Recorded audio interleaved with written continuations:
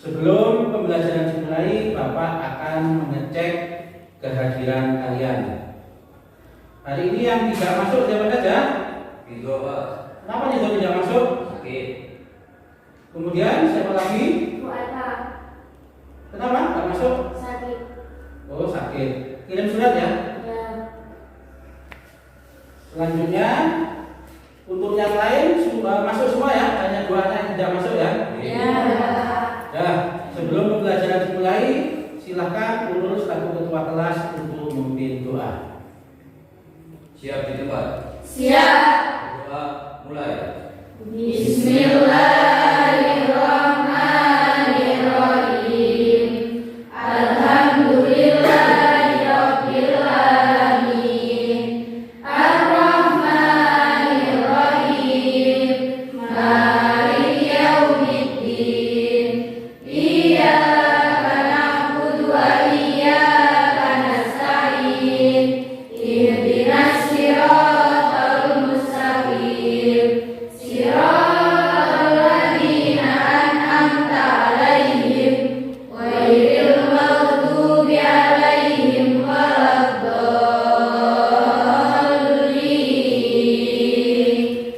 Rabbighfirli wa liwalidayya wa lil mu'minin. Amin. Rabbi zidni ilman nafi'a warzuqni fahma. Amin. Amin.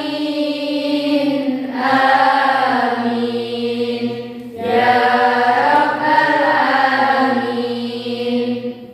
Nah, selanjutnya anak-anak, terkait pembelajaran hari ini, sebelum Bapak menjelaskan terkait tentang iman kepada Allah dan Qadar, apakah ada yang masih ingat kemarin kita mempelajari materi tentang apa? Iman hari akhir. Iman kepada Hari akhir. Ada yang tahu apa makna iman kepada hari akhir? Saya Pak. Ya, silakan. Wi. Iman kepada hari akhir adalah percaya dan meyakini bahwa seluruh alam termasuk dunia dan isinya akan mengalami kehancuran. Dan itu iman kepada hari Akhir. Materi yang akan kita pelajari hari ini yaitu tentang beriman kepada qada dan Qadar. apa kaitan materi sebelumnya dengan materi hari ini? Kaitannya adalah sama-sama membahas tentang keimanan. Kemudian untuk materi beriman kepada qada dan qadar nanti kita akan ada 3 kali pertemuan. Di antaranya yang akan kita bahas yaitu terkait pengertian iman kepada qada dan qadar, kemudian dalil-dalil terkait iman kepada qada dan qadar serta kaitan qada dan qadar dengan ikhtiar dan tawakal. Kemudian adapun tujuan pembelajaran pada pertemuan hari ini adalah yang pertama menganalisis makna beriman kepada qada dan qadar dengan benar. Yang kedua mengidentifikasi tanda-tanda qada dan qadar dengan benar. Yang ketiga mengaitkan antara makna beriman kepada qada dan qadar dengan benar antara dengan sikap optimis, berikhtiar dan bertawakal dengan penuh rasa ingin tahu. Kemudian yang keempat mengidentifikasi hikmah manfaat beriman kepada qada dan qadar dengan penuh tanggung jawab. Ini adalah tujuan pembelajaran yang akan kita pelajari pada materi beriman kepada qada dan qadar. Anak-anakku sekalian, sebelum Bapak menjelaskan pelajaran hari ini, mohon semua siswa mengeluarkan HP-nya. Silakan semua siswa mengeluarkan HP-nya. Sudah semua? Sudah Pak. Sini. Untuk linknya lewat Google Form sudah Bapak share di grup kelas. Silakan dikerjakan. Waktunya 5 menit dari sekarang. Sudah semua? Sudah. Alhamdulillah kalau semuanya sudah. Anak-anak sekalian, sebelum pembelajaran dimulai, di sini Bapak akan membagi kalian menjadi 4 kelompok. Silakan dibagi kelompoknya masing-masing jadi 4. Sudah semua? Sudah. Di sini ada kelompok 1, 2, 3, dan 4. Dan selanjutnya dari tiap-tiap kelompok supaya membaca ayat ini. Dimulai dari kelompok 1, sudah, selanjutnya kelompok 2. Silakan. Bismillah. Bismillahirrahmanirrahim. Lahu akibatun min baini yadayhi wa min khalfihi yahfazunahu min amrillah. Min amrillah inna Allaha la yughayyiru ma biqaumin hatta yughayyiru ma bi anfusihim wa idza arada Allah biqaumin su'an fala maradda lahu wa ma lahum min dunihi min wal. Terima kasih. Selanjutnya kelompok 3 dan 4 juga sudah. Di sini Bapak akan menerangkan tentang pengertian qadha dan qadar. Jadi qadha dan qadar atau takdir berasal dari bahasa Arab. Qadha menurut bahasa Arab berarti ketetapan, ketentuan, ukuran, takaran atau sifat. Qadha menurut istilah yaitu ketetapan Allah yang tercatat di Lauhul Mahfuz atau papan yang terpelihara sejak zaman azali. Ketetapan ini sesuai dengan kehendaknya dan berlaku untuk seluruh makhluk atau alam semesta. Adapun qadar atau takdir yaitu ketetapan yang telah terjadi. Ini pengertian qadha dan qadar. Dengan kata lain, takdir merupakan perwujudan atau realisasi dari qadha. Hubungan antara qadha dan qadar sangat erat dan tidak dapat dipisahkan. Qadha adalah ketetapan yang masih bersifat rencana, dan ketika rencana sudah menjadi kenyataan, maka kejadian nyata itu bernama qadar atau takdir. Kemudian anak-anakku, takdir itu dibagi menjadi 2. Yang pertama takdir apa? Yang kedua takdir mutlak. Yang dimaksud takdir mutlak yaitu takdir atau ketetapan Allah yang tidak dapat diubah oleh siapapun. Jadi takdir mutlak itu tidak bisa diubah oleh siapapun. Kemudian yang kedua takdir apa? Mutlak. Apa takdir mutlak itu? Yaitu takdir yang masih dapat diubah melalui usaha manusia. Setiap hamba diberi peluang atau kesempatan oleh Allah untuk berusaha mengubah keadaan dirinya menjadi lebih baik. Jadi kalau takdir mutlak itu tidak bisa diubah, kalau takdir mutlak itu bisa diubah.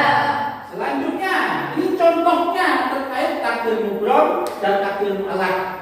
Contoh dari takdir mutlak, kematian tidak bisa diubah. Kemudian bencana alam, kiamat, jenis kelamin, warna kulit atau jodoh. Jodoh tidak bisa diubah loh ya. Kemudian selanjutnya contoh dari takdir mutlak yaitu kepandaian. Apabila kita ingin pandai, rajinlah belajar. Bisa diubah. Kesehatan, olahraga yang cukup, istirahat yang cukup, insya Allah kita akan sehat. Kemudian kekuatan dan kerja keras. Ini contoh dari takdir mutlak dan takdir mutlak. Mungkin dari sini ada pertanyaan anak-anak? Saya Pak. Silakan. Apa pengertian dari zaman azali? Pengertian dari zaman azali. Zaman azali itu zaman apa? Yaitu zaman di mana Allah sebelum menciptakan manusia dan jagat raya. Itu namanya zaman azali. Paham semuanya? Siap. Ada pertanyaan lain? Dan selanjutnya setelah ini Bapak akan memberi tugas dari tiap kelompok yang telah dibagikan tadi. Yang telah dibagi tadi, kelompok 1, kelompok 2, kelompok 3, dan kelompok 4. Nah, di antaranya tugas kelompoknya apa saja? Yang pertama, mencari referensi lain terkait qadar dan qadar selain dari bahan ajar yang disampaikan. Tidak boleh sama seperti yang Bapak sampaikan tadi. Yang kedua, tiap kelompok mempresentasikan hasil diskusi. Yang ketiga, kelompok lain memberi respon atau tanggapan. Silakan kalian lakukan diskusi 15 menit dari sekarang. Silakan.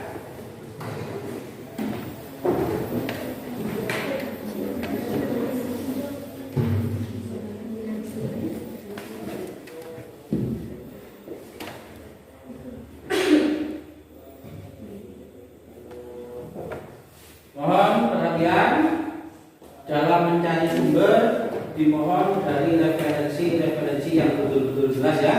Ya. Silakan.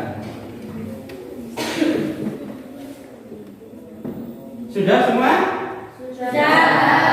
Apabila sudah, setelah ini dimohon perwakilan dari tiap-tiap kelompok untuk maju ke depan mempresentasikan.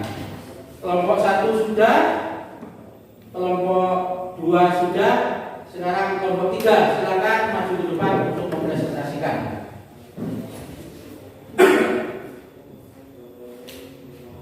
Assalamualaikum warahmatullahi wabarakatuh. Waalaikumsalam warahmatullahi wabarakatuh. Saya perwakilan dari kelompok 3 akan menyampaikan hasil diskusi kami tentang pengertian qada dan qadar.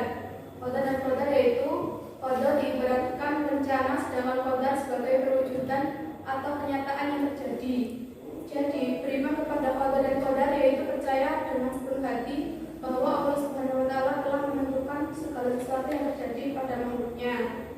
Sekian hasil diskusi dari kelompok kami. Tepuk tangan semuanya. Dan mungkin ada tanggapan dari kelompok lain, silakan. Oh, dari kelompok 1 silakan, yang diwakili oleh Indi silakan. Saya ingin menanggapi dari kelompok 3 terkait qadar dan qadar. Apakah terjadi kanjuran kita dari Allah? Silakan dijawab kelompok 3. Menurut kelompok kami, tragedi Kanjuruhan merupakan kehendak oleh Allah karena segala sesuatu yang terjadi sudah ditentukan oleh Allah dengan jalan yang berbeda-beda. Gimana? Jawab dengan jawabannya. Sudah. Mungkin ada tanggapan dari kelompok lain? Tidak. Ya, jelas semuanya? Siap, jelas. Anak-anakku sekalian, setelah kita mempelajari kaitannya dengan iman kepada qada dan qadar, selanjutnya salah satu siswa atau perwakilan dari kalian silakan menyimpulkan terkait pembelajaran hari ini. Silakan, angkat tangan. Ya, Pak. Silakan, ada Jessica. Qada merupakan ketetapan yang masih bersifat rencana dan ketika rencana tersebut sudah menjadi kenyataan, maka kejadian nyata itu bernama qadar atau takdir. Ya, terima kasih kepada Jessica telah menyimpulkan pembelajaran hari ini. Untuk selanjutnya, mohon LKPD yang telah Bapak bagikan tadi dikerjakan. Waktunya 10 menit dari sekarang. Silakan.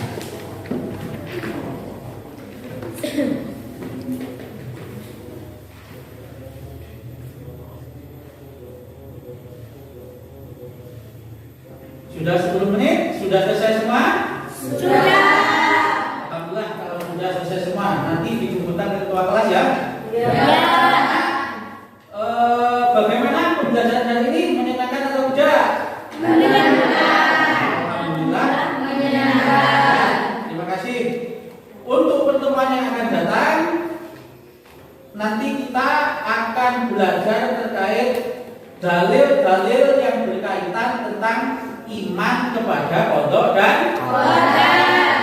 Jadi minggu depan kita akan mempelajari tentang dalil-dalil iman kepada qada dan qadar.